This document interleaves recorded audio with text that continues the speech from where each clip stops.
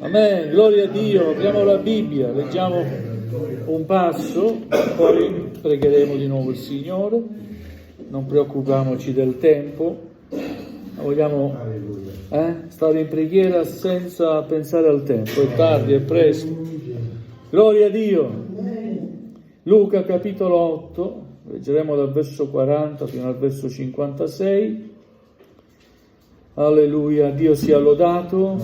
Appena trovato, invito ad alzarvi in piedi.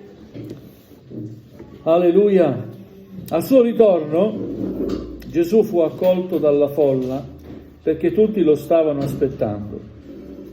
Ecco venire un uomo di nome Jairo che era capo della sinagoga e gettatosi ai piedi di Gesù lo pregava di entrare in casa sua perché aveva una figlia unica di circa 12 anni che stava per morire. Or mentre Gesù vi andava, la folla faceva ressa intorno a lui. Una donna che aveva perdite di sangue da 12 anni, aveva speso tutti i suoi beni con i medici senza poter essere guarita da nessuno, si avvicinò di dietro e gli toccò il lembo della veste e in quell'istante il suo flusso ristagnò. E Gesù domandò: a chi mi ha toccato? E siccome tutti negavano, Pietro e quelli che erano con lui risposero: Maestro, la folla ti stringe e ti preme. Ma Gesù replicò: qualcuno mi ha toccato, perché ho sentito che una potenza è uscita da me. La donna, vedendo che non era rimasta inosservata, venne tutta tremante e, gettatasi ai suoi piedi, dichiarò in presenza di tutto il popolo per quale motivo lo aveva toccato e come era stata guarita in un istante. Ma egli le disse: figliuola, la tua fede ti ha salvata, vai in pace. Mentre egli parlava ancora, venne uno dalla casa del capo della sinagoga a dirgli: tua figlia è morta, non disturbare più il maestro. Ma Gesù, udito ciò, rispose a Jairo: non temere, solo abbi fede e sarà salva. Arrivato alla casa, non permise a nessuno di entrare con lui all'infuori di Pietro, Giovanni, Giacomo, il padre e la madre della bambina. Or tutti piangevano e facevano cordoglio per lei, ma egli disse: non piangete, perché non è morta, ma dorme. E ridevano di lui, sapendo che era morta. Ma egli, prendendole la mano, disse ad alta voce: bambina, alzati. Lo spirito di lei ritornò ed ella si alzò subito. Gesù comandò che le dessero da mangiare e i genitori di lei rimasero sbalorditi, ma egli ordinò loro di non dire a nessuno quello che era avvenuto. Amen. Amen. Fin qui la lettura della parola del Signore. Alleluia, come dicevo stamattina a Vittorio Veneto, si tratta qui di due miracoli, il racconto di due miracoli. Uno forse previsto, l'altro non previsto, ma il Signore non è che fa le cose impreviste, Lui sa quello che fa, non ci sono imprevisti davanti al Signore. Alleluia. Stamattina abbiamo posto attenzione sul primo miracolo, quello tra virgolette imprevisto, no? Della donna dal flusso di sangue. Questa sera invece voglio sottolineare con voi l'altro miracolo di Gesù, quello che egli compie nella casa di Jairo, questo capo della sinagoga, il quale, mentre vede Gesù, va da lui, si getta ai suoi piedi e lo prega di entrare in casa sua, perché in casa sua stava entrando la morte. Lui si rende conto che la morte è presente in casa sua. Non ha ancora fatto il suo lavoro in modo completo, ma la morte è presente in casa sua. Come si può combattere la morte? Con la vita. Bisogna andare a colui che ha vinto la morte. Amen. E Gesù ha vinto la morte. Amen. Jairo era uno dei capi della sinagoga. Era un uomo religioso, quindi conosceva la legge del Signore, conosceva la religione degli ebrei, ma in questo caso sapeva che la religione, il giudaismo, la legge non potevano fare nulla per lui.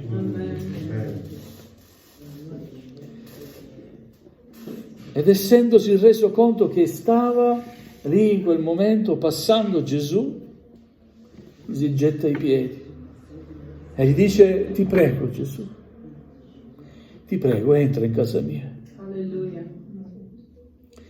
Egli sa che se Gesù entra in casa sua, la morte non potrà fare quello che vuole fare. Amen? Amen. Ti prego Gesù, entra in casa mia. Amen. E questa sia la nostra preghiera. Alleluia. Gesù entra in casa mia. Alleluia, Gesù si avvia insieme a tanta folla che lo stringeva, e poi c'è questo miracolo imprevisto, tra virgolette. Gesù guarisce questa donna. Abbiamo sottolineato in questa mattina la determinazione di questa donna. Perdeva sangue, tanta folla, Gesù circondato, coperto, ma egli riesce a vederla, lo vede, e arriva in qualche modo, non so come fa, soffrendo, patendo, vedendosi perdere quel sangue, ma comunque non si ferma, va da Gesù e riesce a toccare il lembo della veste di Gesù, e in quell'istante viene guarita. Alleluia. C'è, tra virgolette, questa perdita di tempo nel frattempo. E Gesù si accorge di questa potenza che è uscita da lui. Chi mi ha toccato? E i discepoli: chi ti ha toccato? Tutti ti stanno toccando. No, ma chi mi ha toccato? Perché quel tocco, quella donna che lo ha sfiorato, ha suscitato in lui qualcosa. Quel tocco non era come gli altri tocchi, era un tocco diverso. E questa sera vogliamo toccare Gesù con la fede, per la fede, sfiorarlo almeno. Alleluia, ed una potenza uscirà da lui per noi, per farci del bene. Amen. Alleluia. Nel frattempo che Gesù fa questo miracolo, c'è questo incontro con questa donna, qualcuno viene e avverte Jairo: oh, basta, ci hai provato, non c'è più nulla da fare, tuo figlio è morto. Gesù interviene subito. Alleluia. E come interviene Gesù? Con la sua parola: Jairo, oh, stai sereno, non temere, solo abbi fede. Amen. E sarà salva. Amen. Chissà in quel momento, quando Jairo riceve quella notizia, chissà cosa passava nel suo cuore. Quanta tristezza, quanta delusione, vero? Quanto sconforto, come io sono stato qui a cercare Gesù. Pensavo che lui potesse fare qualcosa per lei. Adesso mi arriva questa notizia: è morto.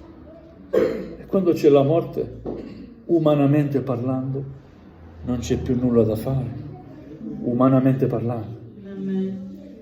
Ma noi non dobbiamo parlare solo umanamente, dobbiamo parlare anche per fede.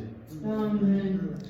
E per fede sapete cosa dice la parola? Che tutto è possibile per chi crede. Amen. Alleluia. Amen?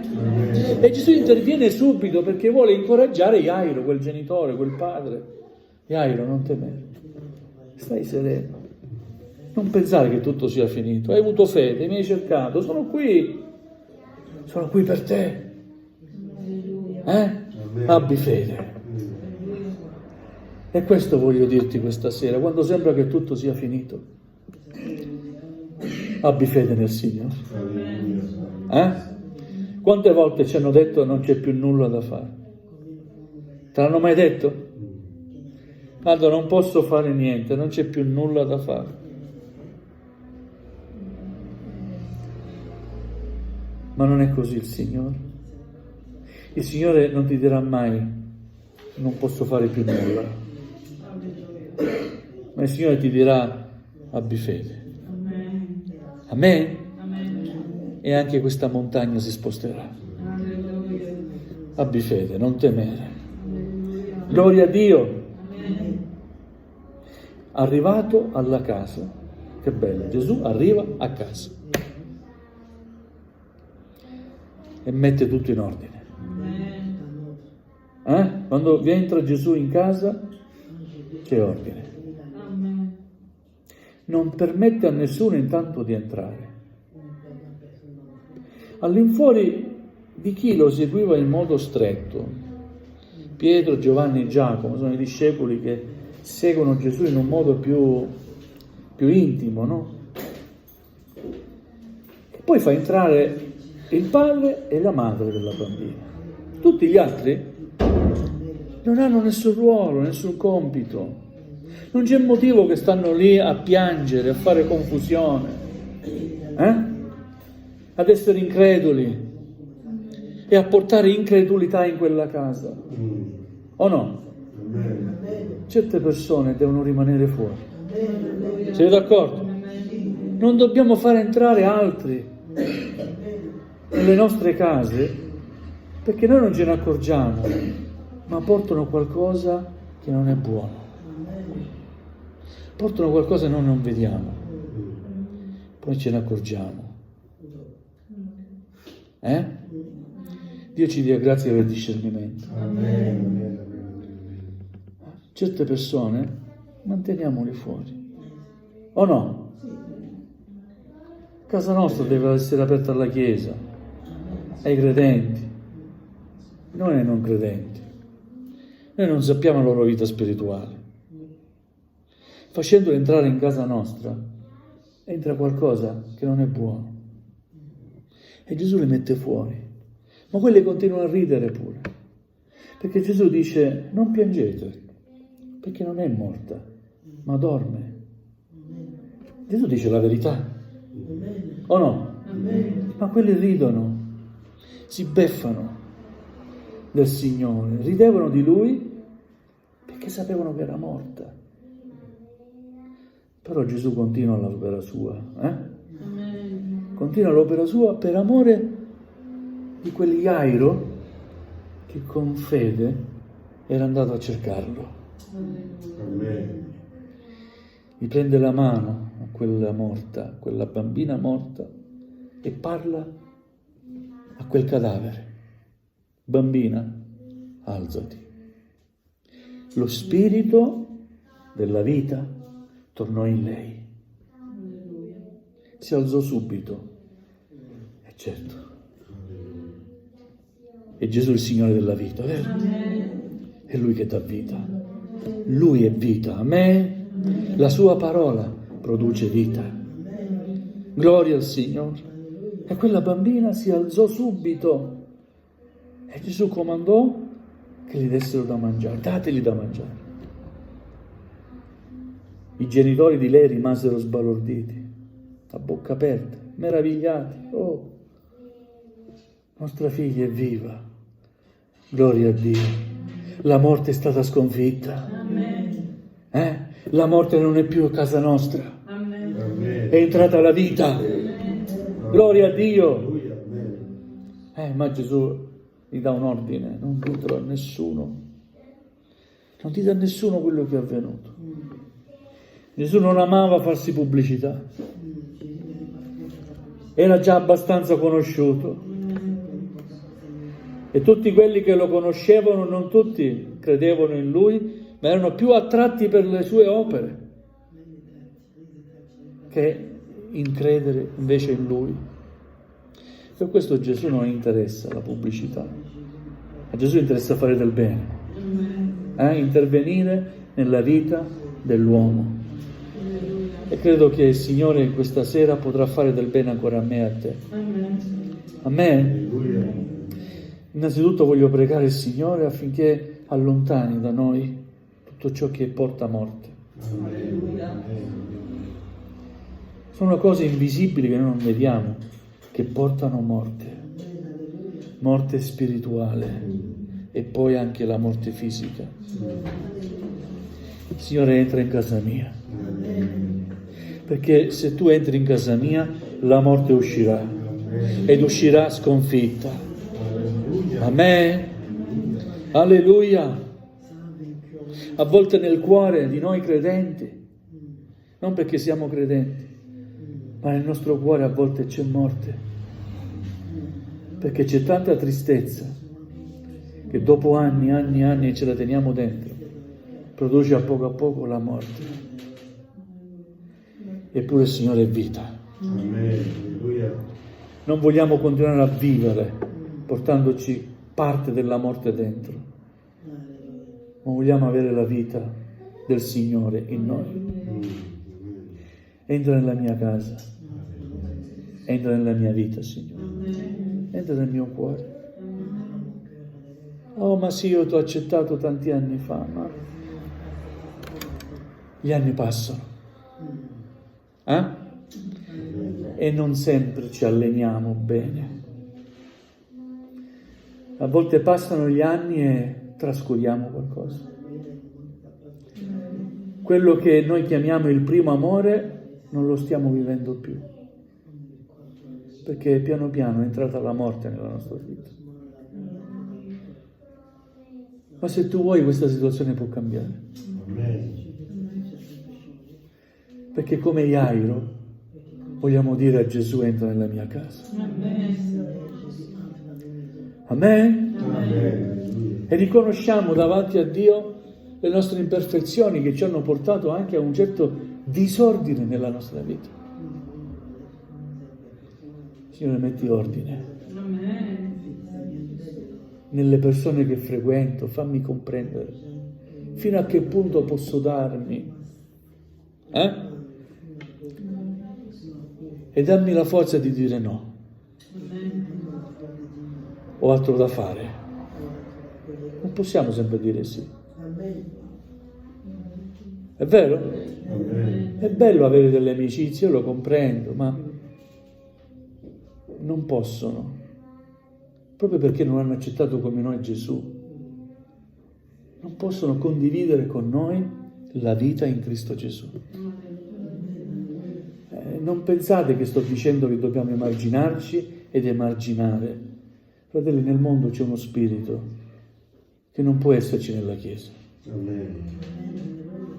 E purtroppo anche i nostri amici, le persone che frequentiamo, ci condizionano. Ecco perché Gesù a quelle persone dice: state fuori, piangete fuori, non in questa casa. In questa casa non c'è pianto, c'è gioia. Amen. Ma come è morta? State fuori. Io sono la vita. Amen. Non lo possono capire, non lo potevano capire e non lo possono capire ancora oggi. Non ci possono capire le persone. L'unico che può capirci è Gesù. Quindi vogliamo permettere al Signore di mettere ordine nella nostra casa. E vedrete che la morte uscirà. E godremo della vita in Cristo Gesù. Quella vita semplice, piena di gioia e di libertà che il Signore solo ci può dare, ci sa dare. Amen. Gloria a Dio. Vogliamo cantare un canto che dopo stiamo in preghiera. Gloria al Signore. Alleluia, gloria a Dio.